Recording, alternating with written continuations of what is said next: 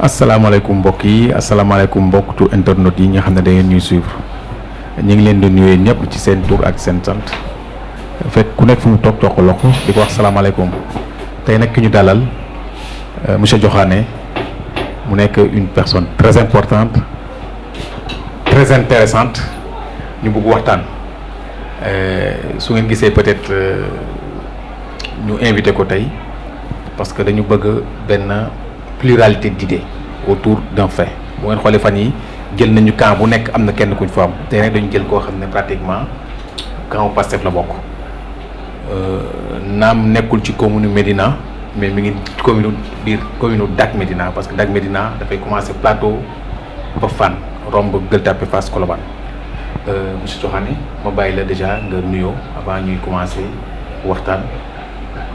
salaamaaleykum monsieur Coly ñu ngi leen di nuyu à travers vous ñu ngi nuyu waa Dak Médina di amal mbégte di fi teew daanaka teewoon nañ fii ci élection locale yi defoon fi analyse waxtaan fi te daanaka la ñu sumboon ñu bëri pratiquement suñu analyse noonu la doxee woon tey nag ñu ñëwaat teew di waxtaanee actualité politique waxtaanee li dox ci réew mi kon day am mbégte di fi teewaat di nuyu waa askanu Médina ak Dak Médina mooy ñëw ko arrondissement plateau Gueule Tapée Fass Colobane Fann nga xam ne man maay coordonnateur commune Fann Point Amitié Pastef di secrétaire général aussi Pastef Dakar de coordination départementale Dakar xam naa ne kon loolu la ñuy nuyoo di nuyu waa Dakar yëpp ñaan suñuy kàddu ak waxtaan bi ñu fi waxtaanee mu doon njëriñ ci askan wi. ok on va commencer par commune bi nga nekk fan yi passé gis nga li fa xew bi nga xam ne ñu ngi koy jaalewaat bi nga xam ne mooy Pala xam naa sa relation ak moom déjà nga gis bi mu demee am na élection boo xam ne dafa am ci ginnaawam entre campam ñu gis ne maintenant dafa am maire bu bees mooy ki nga xam ne je pense c'était la 5e adjointe troisième voilà donc ban jàngat ngay def situation boobu xam am na parce que benn camp bi da doon xëccoo. waa d'abord comme ni nga wax di ñaan suñu borom xare àjjana suñu Baay Faal bi suñu Palla Samb suñu borom yërëm ko te xare ko àjjana daanaka comme ni nga wax rek ñoo bokkoon suñu commune mu doon suñu maire ne woon tàmbali woon 2e mandat suñu borom def di gën ñu ñaan na ko si borom yërëm ko waaye ba mu fi jógee tamit conseil ya fa newoon waroon renouveler xam kan mooy nekk maire ba nga xam ne ci biir ña fa nekkoon ñu amoon 3 candidats kenn ki bokkoon ci coalition benn bokk yaakaar muy docteur Malick Diop woon maîtresse Diène ba newoon 3e adjointe au maire ak Codé Diène newoon première adjointe au maire waaye à l'issue du vote démocratique di nga gis ne conseillers yi bi ñu demee 2e tour maîtresse Diène ba moo gagné bokk tamit ci ñi nga xam ne ñoo bokkoon ci liste ñi nga xam ne si Yewwi Askan la bokk ndax mënu ko ci génne seen biir nag ay ambition mënut a ñàkk diw na bëgg naa lañ leen di ñaanal mooy ka gagné suñu borom may ko tànk yu dëgër mu ubbi dënnam bootaan njaboot gi ba ci premier adjoint bi nga xam ne moom la doon xëccool ngir ñu liggéey ngir askan wi ndaxte ak lu mu munti doon lañ leen fa tegee mooy xool njëriñu askan wi ñu ne ci sur le plan communal mooy compétence yi nga xam ne dañ ko transféré maire yi ñoom ñu jéem a fexe la nga xam ne Pala la taxoon ñu faral ko programme bi ak ñoom gis-gis yu bees yi ñu ci am naka la ñuy def ba jëmmal ko dans la symbiose ak ñu bokkaat ko ñoom ñëpp conseil municipal en collaboration avec la population de la commune de Fann Point Amitié. En tant que acteur politique yow gisoon ne c'est un peu incongru doon na war a gën a rafet ñoom nga xam ne benn camp lañu benn famille lañu ñu amoon consensus am benn candidat gisoon loolu moo gënoon rafet. ci ginnaaw xam nga man daanaka ñun conseil municipal bi.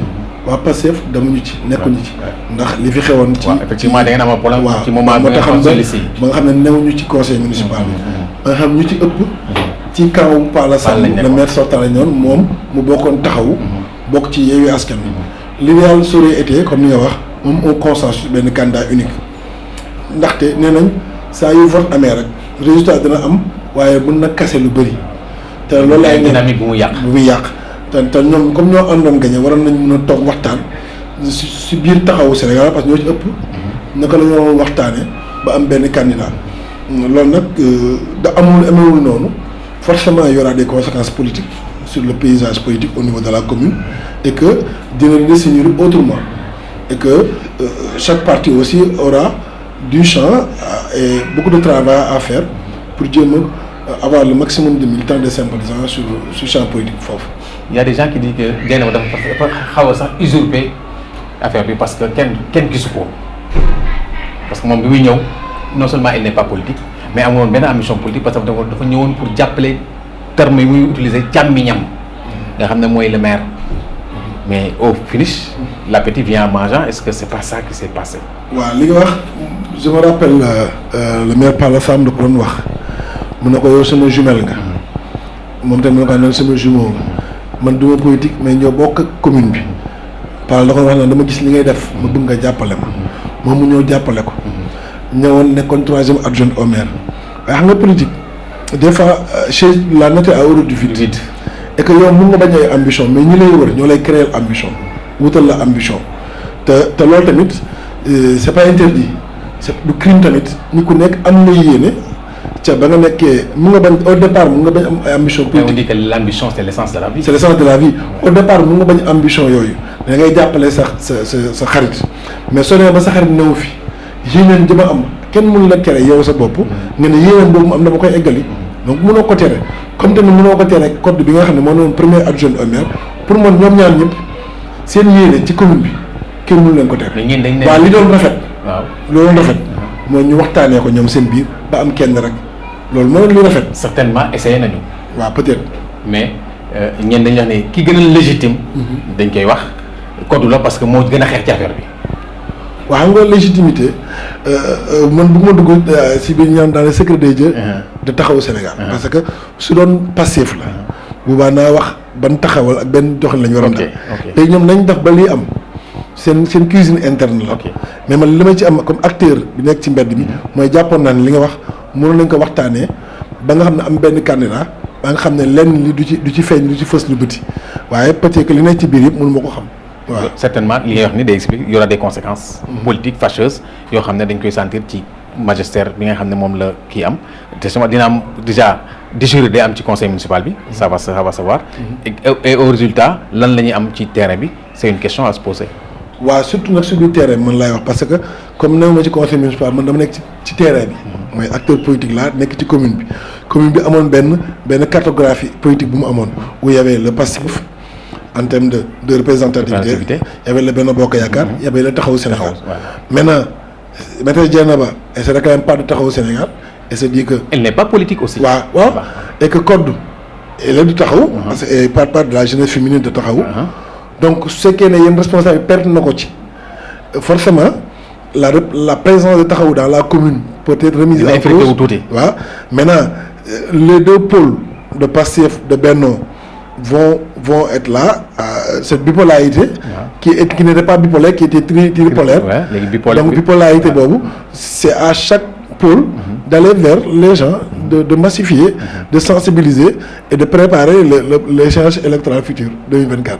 parce que dinañ ne politique des fois la politique c'est être parfois ingrate parce que ingratitude mooy code nee na ñenn ñi nga en fait je dis toujours quand ñi nga xam ñoom ñoo gën a xam ñoom ñoo dégg ñuy wax nañ li mu xeex ci affaire bi donc waroon na yor destinée yi mais malheureusement bon est-ce que dañ ko ëpp doole parce que moom lañu nañ leen ëpp doole xëy na moo tax parce que comme la femme elle était balèze est-ce que du loolu moo tax waa xam nga mooy lu ma wax duma mën a dugg ci biir ndax xamul nañ ci biir politique nag dafa bëri ay facteurs yu bëri yoo xam ne moment bi ñuy intervenir mun nga ko bañ maîtriser waaye man mii wax ak yow dama amoon njort ne peut-être que moom moo war a nekk maire njort laa ci amoon maintenant comment ça s'est passé le pourquoi les aspects externes et internes mënoo ko maîtriser comme néew moon ci biir mun ma ci wax mais ci ñun ñi sax ci jàngat la ñu nekk rek dañuy jàngat pour xool parce qu'on est là nous sommes des acteurs nous voyons nous savons beaucoup de choses parce que am na loo xam ne xëy na accompagné nañ leen plusieurs fois on a assisté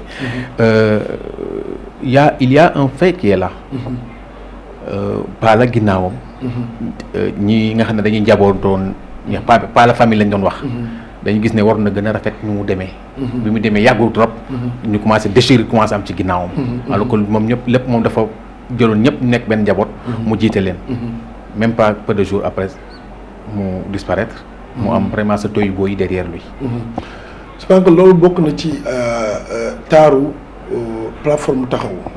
taar bi mooy xam nga une plateforme c'est différent d'un parti politique. oui une plateforme ku dee ngay am sa façon de faire ak sa vision de ce fait que dans la commune taxawu Sénégal taxawul woon c'était pas la famille. qui existait et que le maire utilisait comme levier politique. Parce que quand tu parles de taxaw il y en avait comme les Sophie Massali les Ganour les Pala Meng tout ça xam nga ñooñu c'est du taxaw. waaw mais dans la structuration politique du maire c'était pas le taxaw c'était le Pala famille. loolu nag moo tax bi liy amee da ngay gis insuffisance bi plateforme bi am. wute naag Pastef bi nga xam ne parti politique la boo xam ne am ay instances régaliennes. ba nga xam ne là-bas c'était cosmopolite. waaw kañ alors que su doon ñun la comme ñun je prends l'exemple si c'était un maire Pastef qui part et que ça doit remplacer par un autre maire les instances du parti vont ñooy joxe très bien ñooy ñëw waxtaan ak les conseils du parti xool lan mooy majorité bi lan mooy directive bi lan mooy perspective yi et joxe benn ordre bokkul ak un plateforme boo xam ne qui est cosmopolitique avec benn mouvement boo xam ne qui était le Pala Family qui répondait pas sur les ordres de taxaw mais du maire loolu nag soubresaut yooyu moo feeñ après comme ni ngay wax ni waaw effectivement bon ñu jógee ci kii boobu on va ñu dugg c'est-à-dire on va parler de l'actualité brûlante mooy les U17 du Sénégal. Ils ont réussi quelque chose d'extraordinaire qui font que pratiquement Sénégal dafa def le grand chelem. Chose que qu'aucune équipe, qu'aucune nation au monde, à ma connaissance, n'a eu à le faire. Jël catégorie yëpp en une année nga jël pratiquement toutes les coupes yoo xam ne dañ ko doon ko voté. lan ngay wax ci loolu. waaw man nag comme sportif en tant que tel parce que j'ai joué au basket. ba dem benn niveau. xam nga sport du jeu au hasard. sport dina la jeu la boo xam ne c'est important de le dire. waaw les gens pensent que li xew nii c'est un phénomène ponctuel. déedéet c'est un résultat structurel. Si je vous rappelle en 2000. quand Saher et les Adjo Biko les Bernard Lama ont lancé Jambar. Ça a été le début d'un déclic. Qui les fruits on est en train de les récolter. Après Jambar il y a eu Génération Foot, il y a eu Dakar Sacré-Cœur, il y a eu Aspire, il y a eu pas mal d'écoles de foot qui se sont développées derrière. Et que ces écoles de foot là effort yooyu ñu doon def nga xam ne je me rappelle notre grand qui était à Ndiathiar Fatina Touram. Ibou Kagna. Il y a Ibou Kagna l'autre là qui était un peu long là j'ai oublié son nom. liggéey boobu ñoo liggéey ci petite catégorie bi fruits moo ñëwandoo. te su ñoree fa la force day wadd moo waral ñaar U17 U20 U23 xam nga forcément et que ces résultats là fii d'ici 10 ans kenn du mën a wax le parcours sur les coupes d'Afrique yi mën a am d'ici 10 ans. te Sénégal du bokk ci gradation. parce que forcément day am ba nga xam ne li nit amoon temps ñoom Amara. temps ñoom coach yu njëkk yi nga xam ils ont dañuy am benn 15 après di taqay li des. te coach bi nar a am day am benn 50. am problème de choix. te loolu forcément ça va durer 10 ans. Je me rappelle avec la France en 93 quand ils ont perdu. C'est ce qui s'est passé. looloo tax France delluwaat Clairefontaine. travailler à la base. moo tax soo gisee France depuis 2000. en matière de formation il faut pas des meilleures nations pour la formation. France de 2000 à 2000 bi mu jël coupe du monde bi. soo gisee jël na fi ñaari coupe du monde. final lu fi 3 fois. Sénégal forcément d'ici 10 ans cette tendance là va se maintenir. Effectivement. donc sport moo dul loo xam du tâtonnement. c'est pas de tu investis à la base. le fruit va mûrir. après ça forcément tu vas récolter les fruits. donc di jaajëfal U17 yi. ak ñi fi jaar ñëpp. te xam ne lii si kanam tamit forcément on sera dans la même. il y a certains qui disent que Sénégal dafa am yoo xam da ko ñàkkoon mu commencé ko am. mooy le spirit fighter je pense le fight spirit. c'est-à-dire dañu amoon culture di gagne amuñu ko woon léegi commencé nañu ko am. amuñu woon patience. parce que Sénégal dafa jàppoon da ngay jëmbat léegi. mu sax léegi nga récolter te loolu commencé nañu ko am. xëy na kañ li ñuy wax mooy. dañu am biiru ginaar nous sommes trop suffisants. xëy na foofu là aussi war nañ travailler. bañ a yem ci doylu ci li ñu yem. essayer d'aller au-delà. mais soo xoolee xam nga loolu toujours di rendre hommage suñu ñi yore école de formation yi. parce qu'ils ont beaucoup travaillé sur ça sur l'esprit. parce que football foog am esprit. esprit gagnant boobu.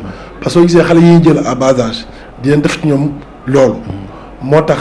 soo gisee Sénégal keroog bi ñuy égaliser c'est à presque 80e minute. les gens souvent dañuy Sénégal mental. waaw 80e minute nga égaliser. voilà dugalaat. c'est parce que mental bi nga ñëw.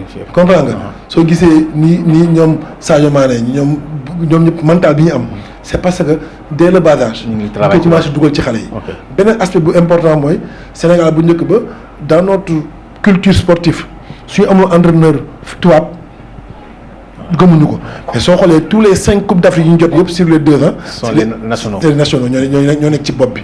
te loolu day tax suñu coach yi nekk ci club yi. gën a gëm seen bopp gën a formé wu seen bopp et que en matière de sport y a pas de magie. Il faut savoir faire un bon bench et bien les appliquer et les tropicaliser. C'est très important parce que à vous entendre da nga xam ne def nga sport. parce que ñu wax ne sport léegi dootul foofu économie la. léegi il faut que nit ñi xam ko c'est très important. bon ñu jóge ci terrain bu maintenant dugg sur la chose brûlante. muy la politique. waaw an seen waa ji. suñu waa ji Seydina Ousmane. waa daanaka su ma jumal ajuma def na interview ci. Walfadjri sortie bu am solo.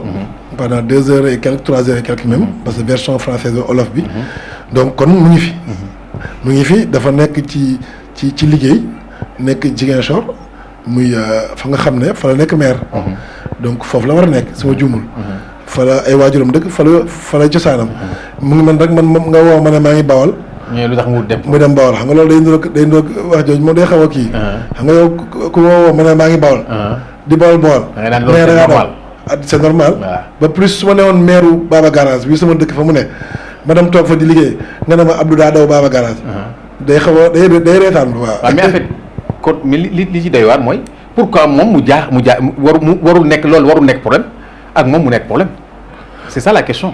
waaw xam nga non c'est dafa am benn classe benn groupe de mercenaires de la plume et de la parole. ok ñoo xam ne dañ leen utiliser pour faire de la manipulation. ok pourtant c'est vous qu'on accuse de manipulateur. waaw mais léegi man la ma jox exemple. waaw quand un Madiambal dit que Sonko dafa daw mais dem na Guinée-Bissau Madiambal c'est pas un politique c'est un journaliste.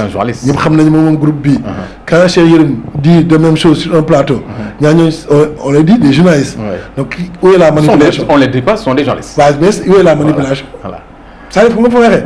c'est que donc ku dem fa war a dem.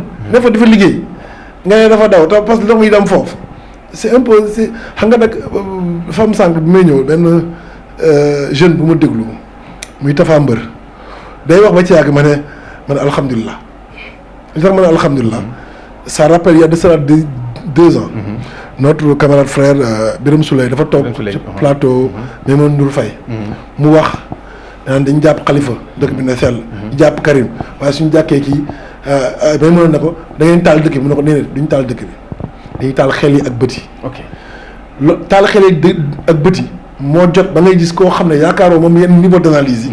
su waxee ñun dañuy bëgg dañuy xam kon notre mission ñun de passif on l'a atteint. bon pourtant les gens vous accusent de vous avez fait un repli stratégique. non du repli stratégique. parce que en fait bi ñu koy wax aussi. waxuñu ko dans le néant. bi mu fooloo léegi. temps bu mu fa def en peu de temps il l'a pas encore fait là-bas.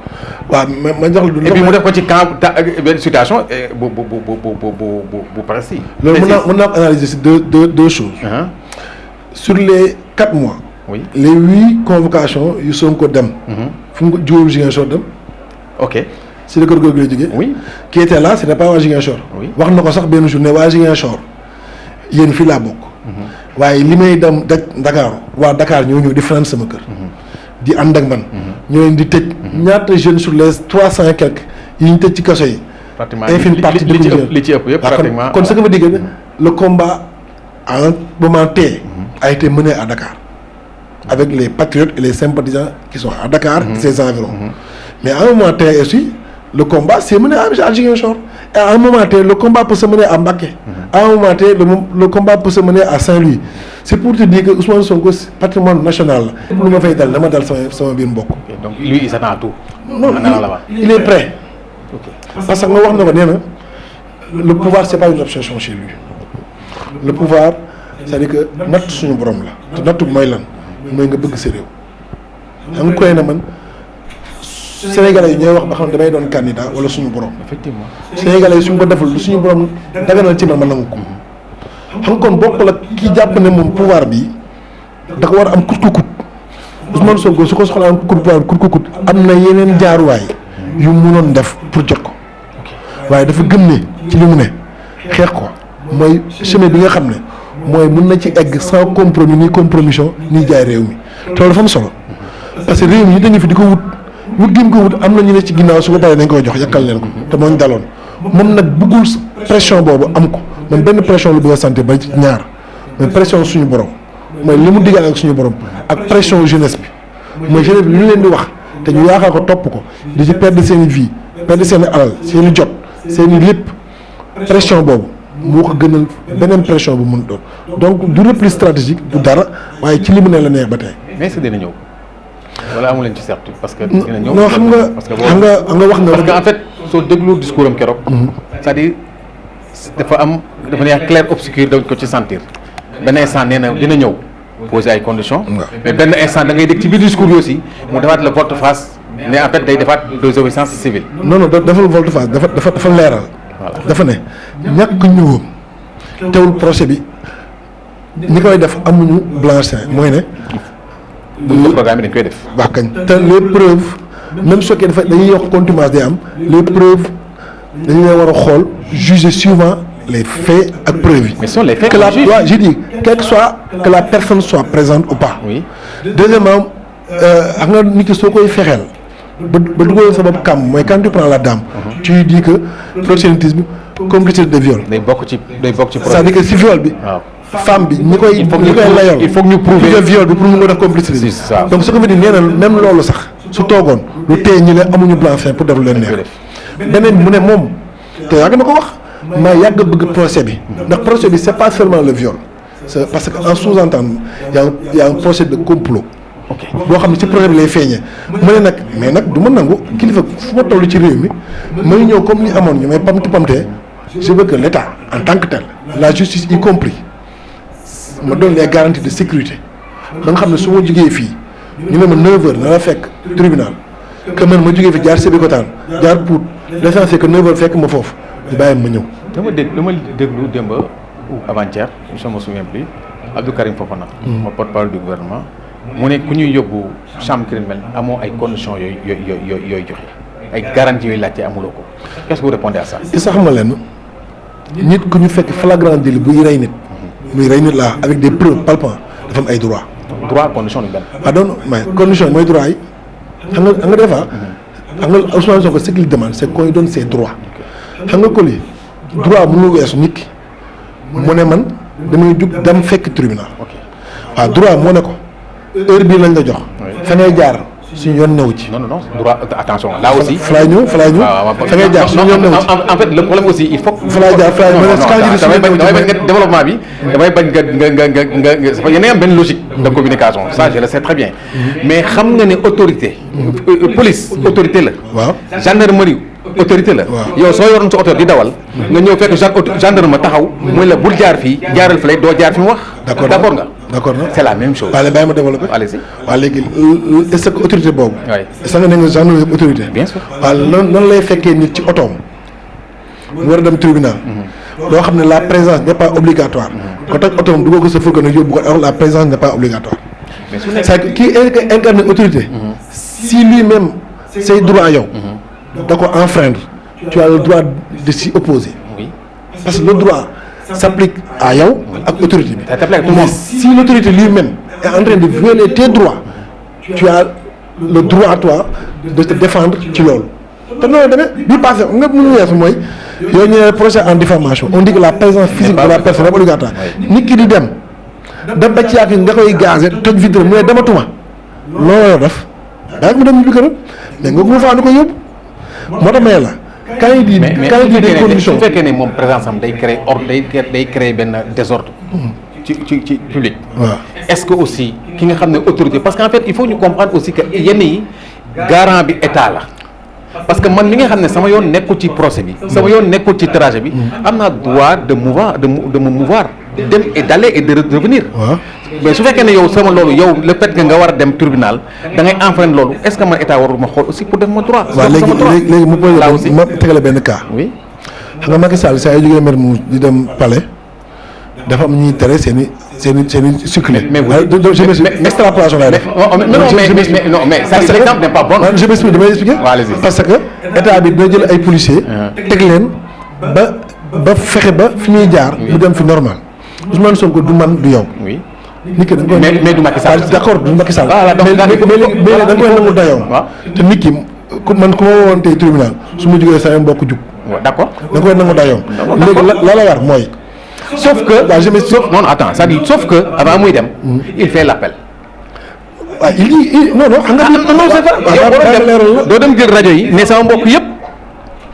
parce que na ma tolloo mënul dem ci rajo. mais donc non man na ma tolloo mënul dem ci rajo. te aussi ñu jàpp benn affaire appel yooyu mu def dafa def ay appel mu indi ay problème dans ce pays ba mu am ay mort. est-ce que état bi dafa toog ci sa. waaw léegi nag xam nga léegi nag waaye léegi yaa ngi xóotal lu am solo. voilà si.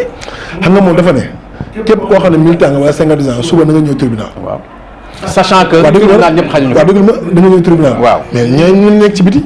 waaye man su ma nee dama soo ci biti waaw ils vont créer des ordres publics lañ koy Coly c'est le même problème. waaw Coly daa développé. voilà daa développé. ok allez-y. xam nga man su ma nekkee fay mbokk su ma woowee damay dugg suñu groupe WhatsApp mbokk woote. waaw fa laa toll. waaw moom fa mu toll noonu lay wootee.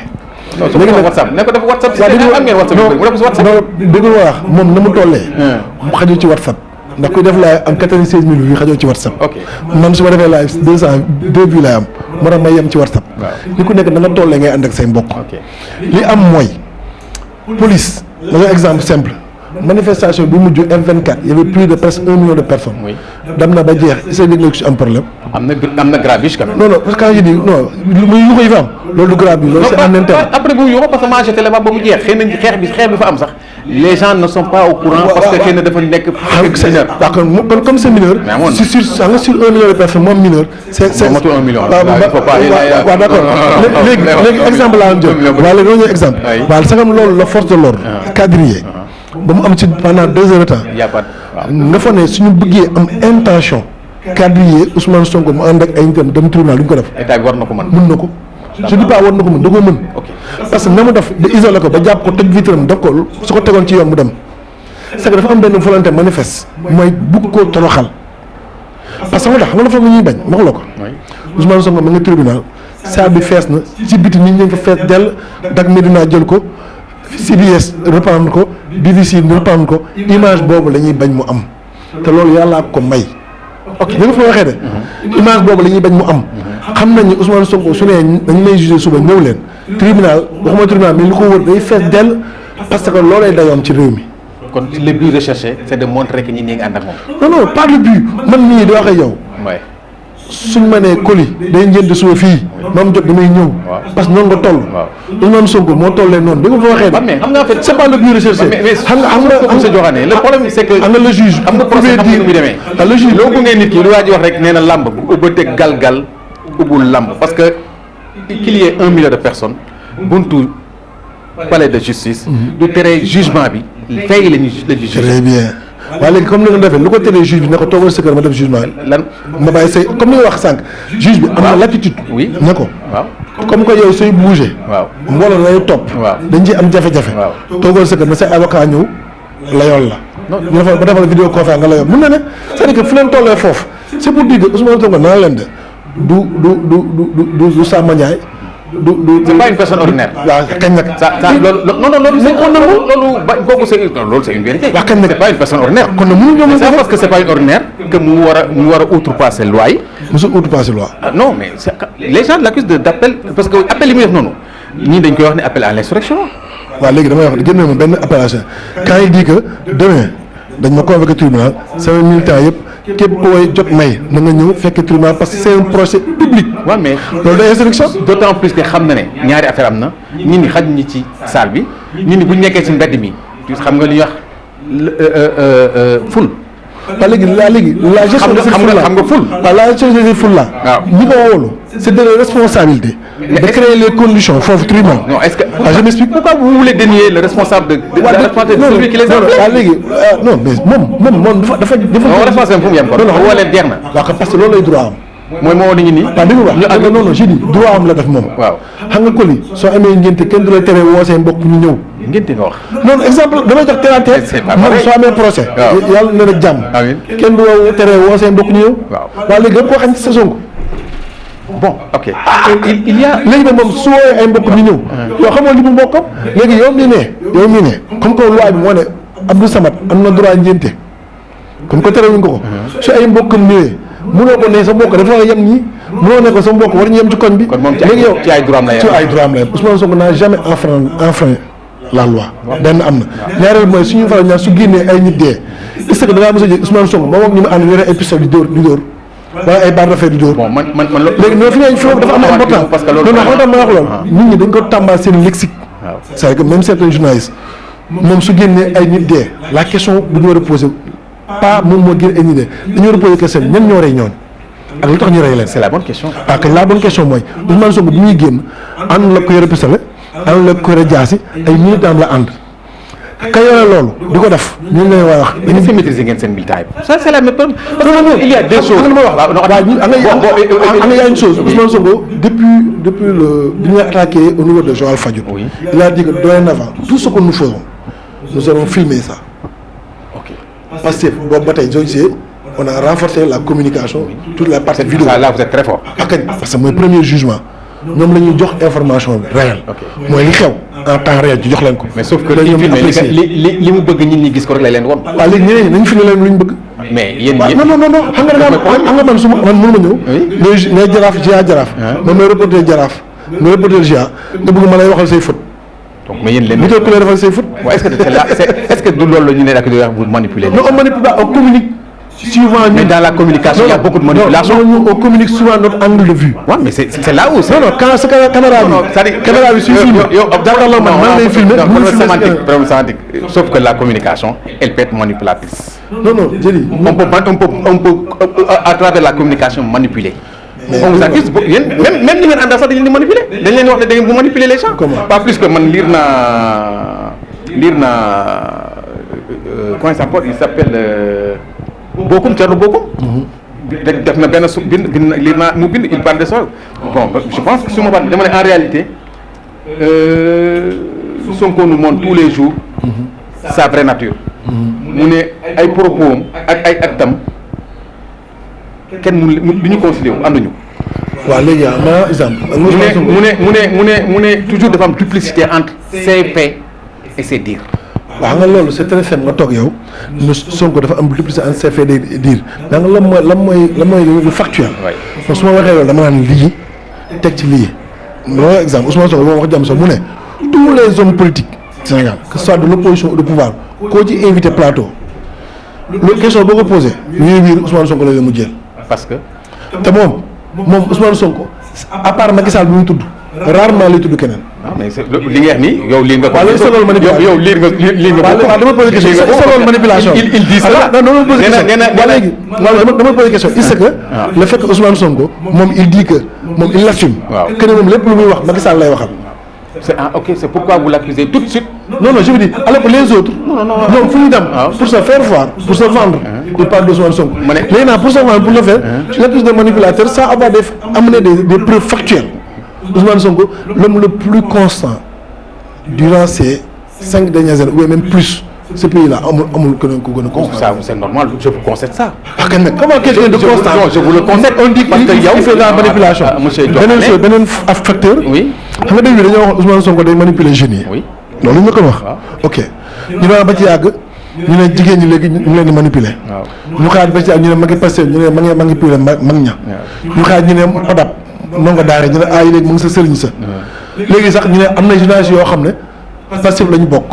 léegi ñu ne société civile Pastef lañu bokk. xanaa kon si yàggee manipulation mu daj. mu daj magistrat sax am na dégg naa. waaw ñu magistrat yi waaw alhamdulilah yàlla na daj. waaw manipulation boobu su fekkee loolu manipulation. damay ñaan yàlla mu daj ñëpp ñu manipuler leen. alhamdulilah parce que manipulation mooy lan. dañ leen bëgg xamal fan lañ bëgg a jëlee réew mi te non loolu kenn lu ñu si jëlee mooy ne cette massification cette sensibilisation là dont on veut dire que c'est de la manipulation alors que c'est de la sensibilisation c'est de l'éveil des consciences loolu la ñuy ñaan ñun yàlla na daj.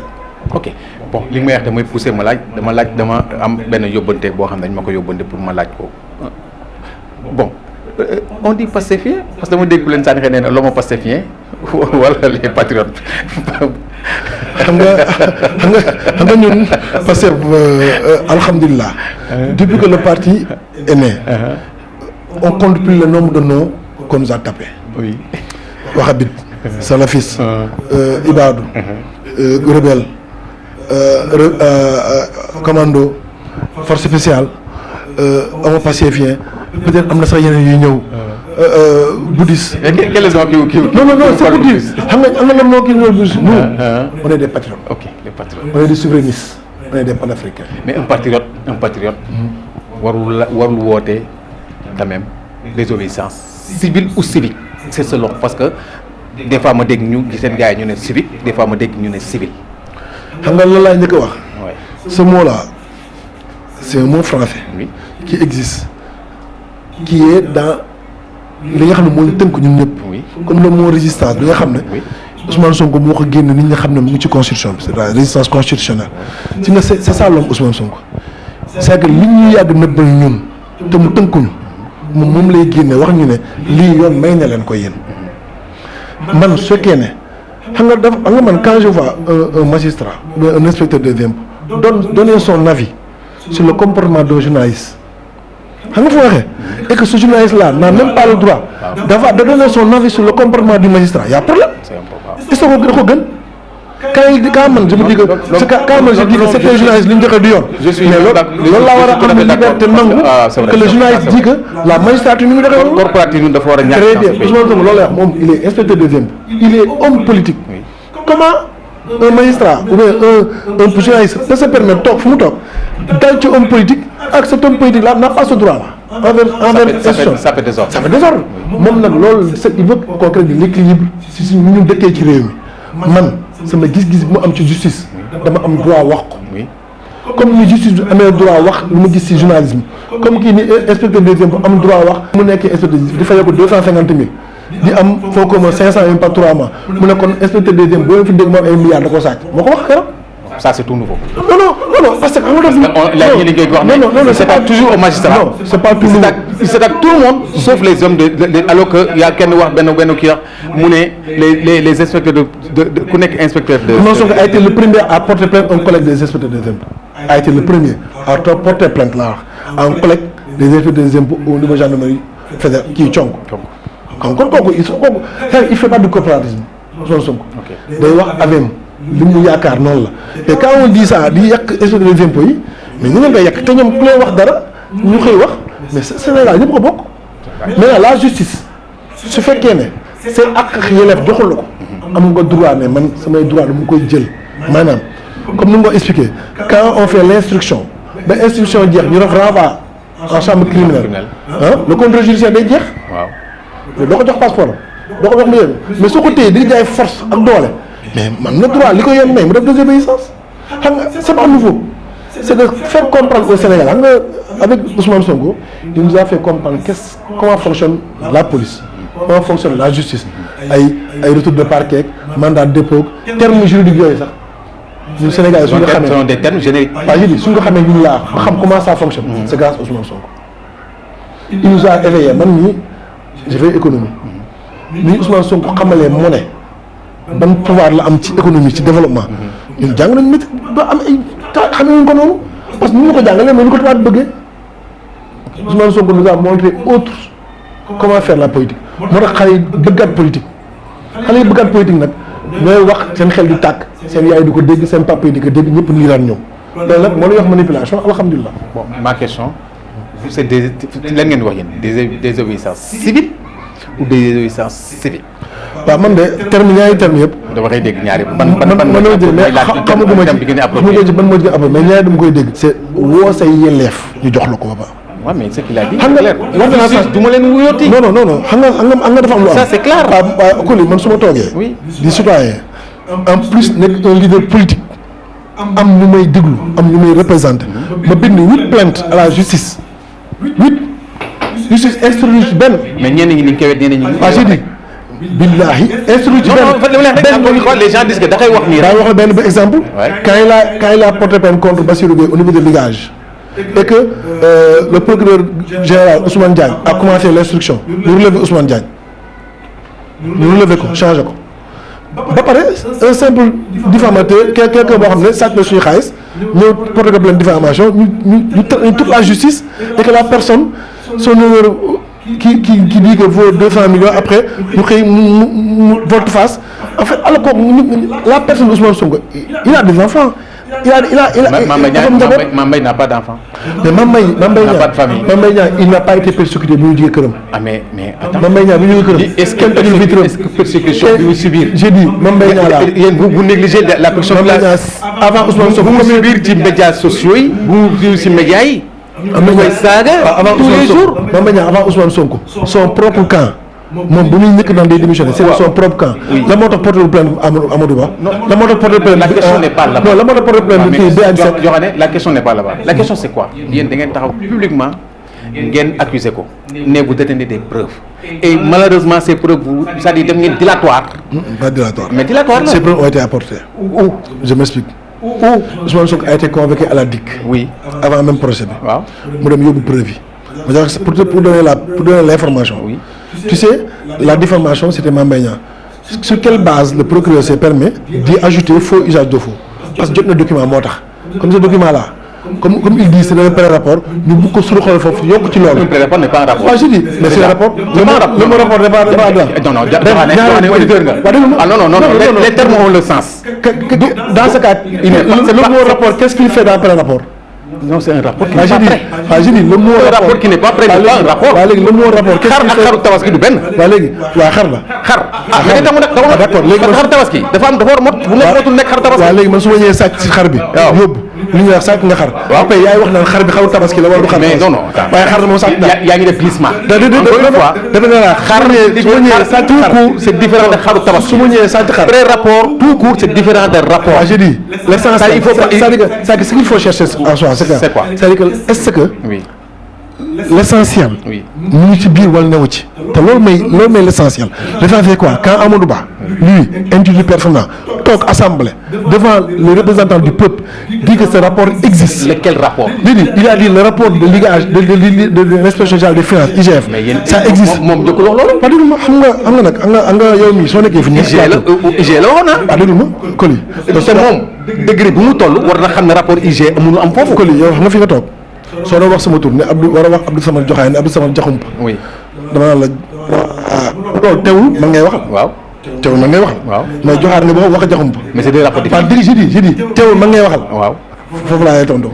c'est-à-dire que IGF IGE est-ce que ça change quelque chose sur l'accusation? Ça peut changer beaucoup. Non ça change rien. xam nga loolu c'est dilatoire loolu c'est dilatoire parce que man soo ma waxee. avant même su si woon rapport sax wax 29 milliards ñi xam ko mu waxal ak fu muy wax. mais ñun nous les Sénégalais on aurait voulu que mu dem ci procès bi indi li mu wax édifier ñu. parce que là ça aurait été important parce que xaalis boobu ñuy wax c'est l'argent du contribuable s'il s'avère que am na malversation sénégalais moom c'était l'occasion mu ñëw indi mu de détenir les preuves. alhamdulilah ba nga waxee nii xam nga tamit alhamdulilah. da nga ne c'était l'occasion pour que xaalis bi ñuy wax 29 milliards. c'était ça. waaw léegi man su ma waree ñëw ma feebar yónnee la ju certificat médical ne ko mënuma ñëw renvoyer le temps que ma wér ñëw. parce que y avait Birahim Seck comme témoin on avait cité Amadou Ba comme témoin avant suñu bëggoon ñoom lu weer dañ koy bàyyi ba mu wér ñëw suñu bëggoon leer xam nga tam bëgg ñëwoon leer. parce que loolu du woon procès diffamation c'était le procès des 29 milliards. C'était le moyen unique de déclarer les Sénégalais sur cette voie-là. Ça ne peut pas passer par perte ou profit. Non, jamais. Je te dis une chose. Voilà. Ce rapport-là, c'est ça. Quel que soit Alpha, quel que soit le pouvoir qui va venir en 2024, Inch'Allah, ça sera Ousmane Sonko. Forcément, ces 29 milliards ne passeront pas par perte ou profit. Ak yeneen. Si ce pays-là, li fi am ci 12 ans yi, tous ces rapports de Cour des comptes, IGE, OFNAC, nous on n'aura pas besoin de faire des audits. Non, on n'aura pas le temps de faire des audits ni de cesse au sortir. On va demander au procureur d'instruire ces choses. Point. Parce que nous avons liggéey bi ñuy def. Ok ñu dem ci la dernière kii mooy le procès qui va buy am le mardi là. mooy encore une fois procès bi dañ ko ajoon. mardi incha allah dañ ci war dem muy encore la fameuse histoire de tous les problèmes qui est en train d'enfler dans ce pays. muy procès ki ñu wax Adji Sarr ak Ousmane Sonko. jàpp nga ne réellement yéen du ngeen dem te su ngeen demul xam ngeen lan moo leen ci war a fekk d'autant plus que xam ngeen ne c'est un procès qui est très capital et important pour seen survie politique. Non, ce procès-là n'est pas capital ni important pour notre survie publique. Ce procès c'est pas un procès. C'est une mascarade. Mascarade comment. xam nga ce procès-là. soo ñëwoon sama doom nga laaj ko procès mu defal la ko l'opinion a déjà fait le procès. et sur la base d'éléments de preuve fournis par le supposé accusé, le supposé victime. Je dis, je dis, le procès s'est fait sur la base de preuves. Sur la base de preuves. Mais preuves fournies par le présumé victime. Je dis, quand on a dit qu'il y a 47 pages avec des vidéos de qui 400 et quelques pages. Avec des vidéos et des vocales. Mais tous ces vidéos, et preuves et réquisitions, c'est la défense qui m'a indi. Ok. L'autre cas n'a amené même pas ben once de preuve. Rien ne l'interdit. Non, je dis. Rien ne l'interdit. C'est pour te dire que c'est une farce. Sur le nez, il procès. Je dis. Voilà. Encore, il y a problème. Je m'explique. Quand un juge d'instruction doit avoir tous les éléments pour envoyer un chambre criminelle, oui. Alors que l'autre partenaire n'a fourni aucune preuve. Oui. Et que si le permet de renvoyer en chambre criminelle. Mais le juge, est-ce qu'il y a un élément probant pour moi? Parce qu'en fait, il faut dire en instruction, tous les éléments du juge, les deux parties. Waaw. Mais ndax mu envoyé ko mu chambre criminelle xëy na am na assez d'éléments. Oui, parce qu'il a suivi une pression pour se débarrasser de la part chaude. Il a fait ni ko commandité mu sànni ko joxe ko. Mais xam nga loolu la. Léegi nag li am mooy lii farce la. Mais nous on va en profiter ñun passif. Oui. Pour faire le procès du complot. En quoi faisant? J'ai dit. Mais le complot, en fait, le projet du complot, c'est que ça va être parce que le 23 bi du am dañ koy renvoyer waat. C'est normal dañ koy renvoyer waat. Mais ce projet bi ubbee. c'est mooy début campagne électorale Ousmane Sonko. Ok. Contre ce régime là. Je dis, ce sera la première tribune nationale et internationale de Ousmane Sonko pour faire le début de sa campagne en 2024 en montrant que ñi jàkkaarloo ils sont incapables. Ils ont amené le pays dans un gouffre électoral qui va l'amener en 2024 au perchoir. Mais monsieur Diokhané, le mot que j'entends toujours que c'est un procès de complot. Mais le complot, c'est à quel moment?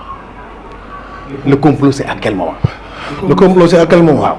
C'est au moment où ils ont instrumentalisé une fille, lui demander d'aller porter plainte sur le supposé viol. Nous faut que le complot commence. Je te dis, au moment où ils ont demandé à une fille ou d'ara amfa ne ko dama porter plainte pour ñu fa lañ commencé complot. Vous avez entendu, il n'y a jamais de fumée sans feu. Ah, j'ai dit dégg nga ma waxee dama ne la c'est au moment. nga fa am lu am. man mii su ma xëyee jëm marché dama war dem marché. su ma nee foofu ay agresseur fekk ma fa. agressé ma madame porter plainte ñu ne ma waroo woon dem marché soo fa dem woon dañu la agressé te man ma am droit dem marché. Donc, donc si je me sens feu, c'est comme si ban au droit de marché. Ousmane Sonko c'est un citoyen qui a le droit de se faire consulter, d'aller se faire masser là où il veut. Là où il veut.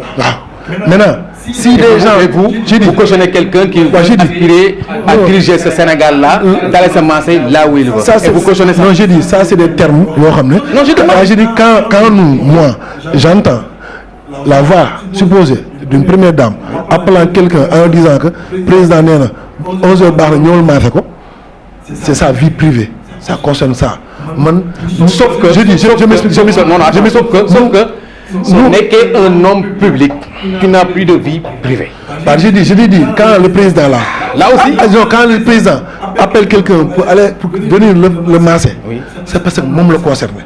Ousmane Sonko n'est pas allé en disant que maa ngi dem massé wu dafa xaar bu guddi. C'est pour montrer que il a fait vie privée. Nous fàttali aussi non dafa nang rek ci ay propos dafa newoon dafay dem foofu pour faju ji ñëpp xam nañ ne foofu c'est pas un lieu bu ñu fajoo. Ah loolu ce jugement là. Non mais c'est pas un jugement. Non sur le statut pas un jugement. Sur le statut non alors xam nga ne massage bu ñuy fajoo xam nga ne loolu foofu. Je m'explique sur le statut et le linéaire. Oui. Du salon on a écrit massage. Massage tout court. waaw oui. waaw léegi nag le contenu du massage. mais bu yem foofu. nan la massage et soin. nan la tudd. non nu mu tudd. non c'est que man su ma nu mu tudd. Dak Médina bi muy dem di créer linéaire. oui. on n'a pas pris un nom. le nom a été bien réfléchi. j'ai dit est-ce que Dak Médina. oui bu ñu doon liggéey est-ce que dafa yem ci information point. si ne yaa dañu ci bind lu bëri. waaw léegi man su ma ñëwee ne dama ñëw Dak Médina ñu jaay ma produit bio. oui. ma jënd ko. oui. dem génn dem faju ñëw wér. mais sama soxla fajul. lii mu ne massage la dem naa am naa sama soxla. xam nga il faut qu'on ait des jugements de valeur. non moi je suis pas. non. Et aussi nous avons le droit d'avoir un regard un regard très critique pour les hommes qui veulent avoir le destinée de notre Sénégal.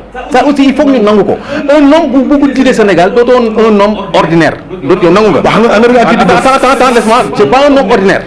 C'est pas une personne ordinaire, c'est une personne donc hors du commun, extraordinaire. Du Sénégal du n'importe quel pays boo xam ne nit ku nekk dafa war a jiite soo aspiré jiite dëkk dafa am loo xam ne dañ koy xool jàppal ngay xam ne yow dootoo un homme boo xam ne am nga vie privée parce que sa vie privée yëpp dañ koy teg ci biti ce qui se passe dans les grandes démocraties. d'accord nga xam nga ñun loolu moo ñu nax. ma jox exemple c'est quoi. xam nga loolu moo ñu nax. oui. Nos hommes politiques. oui. c'est pas des saints. non oui. ñun faluñu imam. oui. faluñu xalif généraux. oui. faluñu curé. oui. faluñu prêtre. oui. ki ñuy fal dafa am critères yi ñu war a seet ci moom. mooy yan am critères yi mooy ñett rek la. mooy lan. na am xam-xam. oui. na jub. oui. na bëgg réew mi am vision. sa vie privée ça nous incombe. xam nga da nga lu tax ma wax loolu da nga ne jub. waaw jub nag xoolal. mais jub li ngay wax noonu. da ngay dugal ci jub. lii bokk ci. ah mais c'est important. non c'est différent. c'est différent xam nga jub mooy lan. oui. mooy alalu askan bi suñu la ko joxee nga def ko fii soxla askan bi soxla. morale. non. probité morale non joxaane attends il faut pas dégg ma Coly. non Coly n'insulte pas les Sénégalais. non parce que suñu xel li ngay wax nii ça ne tient pas. di nga la problème un homme bu bëgg jiite Sénégal waru am probité morale. déedéet waxuma loolu de j'ai pas dit ça dama ne la dama di ko fa waxee non fais pas dire. mais ba tey waxuma parce que bu fekkee da nga wax de loolu amuñu droit de regard là. non j'ai dit mais le problème DSK mi ngi fii l'attend. non j'ai dit il faut pas. le problème de Trump mi ngi nii l'attend. et ce sont des pays de grande démocratie boo xam ne ñu dañuy inspiré wu si ñoom chaque fois ñu jëlee exemple si ñoom. un homme politique bu bëgg jiite dëkk. dafa am melokaan. d'accord nga ci waaw wala léegi si moi j'ai à choisir. oui. entre un président. oui. qui a 5 maîtresses. et un président. qui gère bien mes biens. pour que askan wi li ñu war a jox je préfère avoir un président.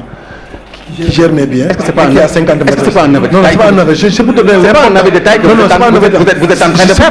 C'est pour te montrer que ñun. peu importe donc ce qu'il fait. non ñun li ñu war a ñor si war naa ko ñeent yi moo ñu war a ñor si nit ñi. non je m'explique. da nga am naa choix boobu ñeent yooyu moo la ñor yow. te nag moo war a ñor askan bi xam nga tax ma wax loolu. non pas pour les askan parle pour vous. waaw allez-y. man su ma doon seen imam. oui su ma doon seen imam. waaw. du may mën naa xool ci moom yenn aspect de morale dégg ma vas-y. su ma doon seen imam. waaw naa xool yeneen aspect. waaw parce que chaque responsabilité dans ce pays là. demande des critères. un journaliste. sauf que am na responsabilité transversale. bàyyi ma leeral la Coly. am na responsabilité transversale. su ma wut journaliste bu ma fekk ku yàlla def mu nekk moom ma koy def journaliste. d'accord parce que répondre critères yooyu. waaw mën na bind. non journaliste kii la quoi télévision. ah d'accord xam nga c'est parce qu'il y a des critères. je dis njiitum réew. je vous renvoie au prophète Mohammed sallallahu alayhi wa sallam. moom moo njëkk nekk njiit. c'est un exemple pour nous tous. waaye tu parles de waa je dis. n'est-ce pas. waaw léegi. donc probité morale. mooy li ñuy njëkk a teg ci nit.